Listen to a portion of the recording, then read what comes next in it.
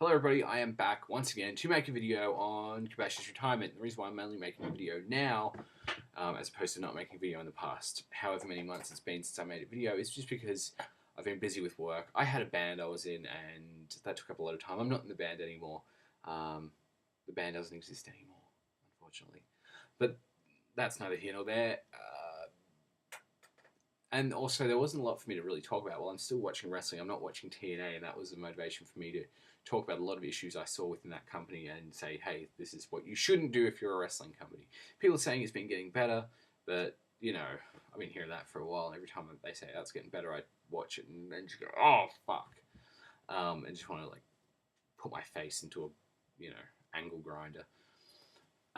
So yeah, I'm not really I lost faith in that company a long time ago, and it's going to take a lot for them to win it back.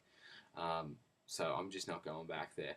Watching Ring of Honor, on and off, not as much as I used to, but I do wish to get back into it a bit more because I don't think I think it's doing pretty well for itself. WWE, some of the issues I championed were the pushing of smaller guys or guys who were a certain kind of make, I guess you'd say. CM Punk and Daniel Bryan were guys I wanted to see pushed, and they were, and now they're over and kind of at the top in the WWE, and I think that's great. So there wasn't really much for me to talk about in that regard. Also, I haven't watched Pierce Power's videos, so that's another thing that stopped me from making videos. But I was motivated to do a video about Pro Wrestling Noah, more specifically Kobashi's retirement and the departure of five of their bigger names, or five of their names, one of them being a bigger name. But yeah, Kobashi retired, and I think it's about bloody time. He can't work anymore. Every time he has a match, he injures himself. People say, "Oh, without Kobashi around, they're not going to get TV back." They were never going to get TV back. I never thought they were going to get TV back. At one point I was trying to delude myself. Oh, they might get TV back. They weren't getting TV back. Network television anyway. I just couldn't see it happening. I mean, what's been happening with Pro Wrestling now is just bad luck constantly. Something bad happens to them. There were rumors that Kobashi was getting fired, but no, he said he was retiring, and I don't know if it was mutual. We want you to go, and he's like, I can't really wrestle anyway, whatever. But I mean, I think it's good.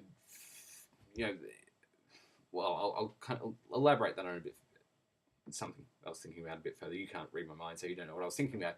But it's good for Kobashi to not wrestle. It's he needs to not wrestle. That's something he needs. He needs to sit around and do nothing all day. Maybe exercise slightly, but his body is just not in the state of someone who should be wrestling. His neck is fucked. Apparently, his arm, both his knees.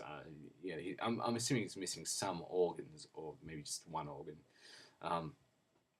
With the whole kidney cancer thing, and I think it's sad to see one of the greatest professional wrestlers ever retire. But, he needs to do what's best for him, and he's going to wrestle one more match.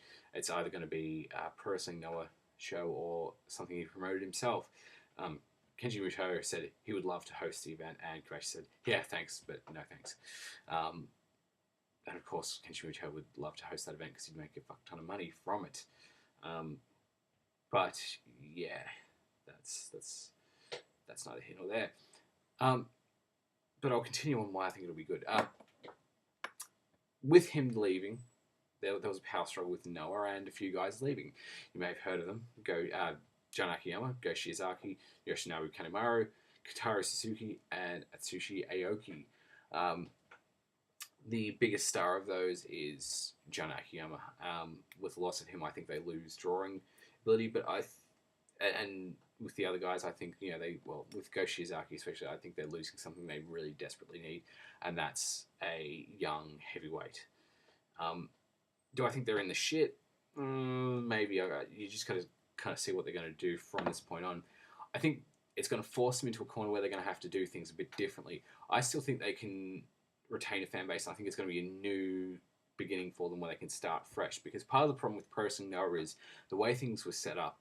Anytime they didn't draw, they would kind of just go, oh, things are getting bad, throw the belt on whoever's the oldest star we have, or the oldest big name star. So previously that would have been when John Akiyama was when the Pro Wrestling Noah was first formed, John Akiyama was the guy they wanted to make the guy. but he didn't draw as much as they would have liked, so they gave it back to Misawa or the belt back to Misawa and Kobashi and guys who could draw. Of course, then when those guys couldn't really hold the title anymore, Misawa because of him being just really old at this point, Kobashi because he was really injured and old, and they gave the belt to John Akiyama again, and they said, well, we can kind of deal with that. Part of the problem is, I mean, it's not just in Noah, but companies are too ready to rely on nostalgia and for older stars from the 90s. I think Dragon Gate really proved that you don't need that to draw with, to create new stars, to bring in new fans. I think personnel kind of really needs to look at that and kind of build new stars. I mean, they've got a few guys and they still have, old guys, but nobody really worth putting the title on. So they're kind of forced into a corner with that, and I do think they need to look at the indies and just cherry pick some talent. I mean, that's not really common practice in Japan. Like major company just going, oh, this indie guy's good, this indie guy's good. At least with Pro Wrestling Noah and previously pre-split Old Japan Pro Wrestling. But I think that is something they need to do. They need to look at guys. I think they need to pick out. Sorry, I think they need to pick 3 heavyweights, 3 junior heavyweights, sign them, or maybe 2 heavyweights and 2 junior heavyweights if they want to be, a bit financially, conservative. But I think they need to sign new guys. One of the guys who really comes to mind straight away is Daisuke Sekimoto. I think they should sign him if that would be a possibility. But they just need to sign new guys into the company, make fresh matches.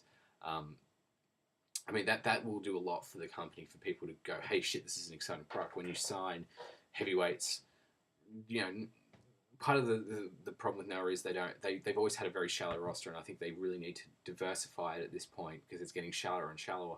They need to sign new guys, young guys, fresh talent, somebody who can bring something new to the fold and just fucking go for it. Like, here's the thing with Noah. They've always been too conservative with their booking, in my opinion. Example, when somebody's gone from injury and then they return from that injury and they make a big deal out of the match, it's like, oh, the Naomichi Marufuji return match, oh, the Kenta return match, oh, the Kenta Kobashi return match from injury. What happens is they have a big, high-profile either singles match if they're a young guy or a tag match if they're older, and they lose. Because, that's kind of what logic would say. Someone's coming back, they're kind of a bit rusty, so they lose. 9 times out of 10, that makes sense, and that makes sense for that to happen. And if I was running a company, I'd probably do that 9 or 8 times out of 10. But you can do that. Like, you can have the guy who's returning win a match. You can have a rookie win a match. You don't have to have a guy coming into the company for the first time lose for 2 straight years. You need to take a risk every now and then and have a guy win. I think it'd be really good for the company. It would shake things up a bit, do something a bit different. Try to bring in new fans, younger fans, and make things more interesting for the Noah fans who are already watching, so they can start talking about it. Say, hey, there's this guy going on. But realistically, they're not getting TV back. I've always known they weren't going to get TV back as soon as they lost. So I just thought, they're not going to get it back. Just the way the business is in Japan. Maybe that's just the pessimistic side of me, but I just don't think they're getting it back. So they just really need to work with what they have, just create an exciting product with some buzz around it, create, you've already got the name, you need to create something new and exciting. You can't, they're forced into a position now where they can't rely on nostalgia, and I think that's good for them. Noah's always had good young talent, guys who can go, maybe not to the level of the 90s guys that preceded them, but they can still go. And they really need to I mean, part of the problem was I thought when you present, fans' old favourites next to new guys, the fans are always going to go, hey, this old guy here, he's older, but he's still my favourite from back then. It's like if WWE kept Steve Austin and The Rock around, you wouldn't have your John Cena, your CM Punk, or whatever. If you keep the same old guys around, it's going to make it very hard to create new stars. When did WWE create new stars? Every time you look at a period where they created new stars, it's when they needed them. When Hulk Hogan was kind of getting old and stuff. But at least they did it a bit earlier than Pro Wrestling Noah has. They kind of leave it to they've left it to the last minute, and now they're kind of fucked. But Bret Hart was gone, Shawn Michaels was injured. Well, we need new guys. So you had Steve Austin, The Rock, Mick Foley, Triple H, etc. kind of fill that spot, and it worked for them. And then when those guys were gone, when you had 2 out of 3 of those guys were gone, you had them bring Brock Lesnar in, you had them bring Edge to the main event, John Cena to the main event level. You also said Kurt Angle, but he was kind of a transition between the two. Not that he was a transitional champion or anything like that, but you get the idea. When you lose a bunch of main eventers, you create new ones. Noah really needs to use this opportunity to create new stars. I don't think they're ever going to draw like they used to. That's just not going to happen. It's not how the business is anymore. But they've got to use this as an opportunity to create a better company for them, and one that understands its flaws of the past, which was relying too heavily on nostalgia. As I said, Dragon Gate has, even though they're not doing too well at the moment, Dragon Gate has really proven that you can still draw on a major level without relying on nostalgia, without relying on old guys, without, bringing in a guy from the 90s to be their champion. They've just done it through, having an exciting product that people want to see. That's all I really had to say today. I'll be making more videos, hopefully. Goodbye.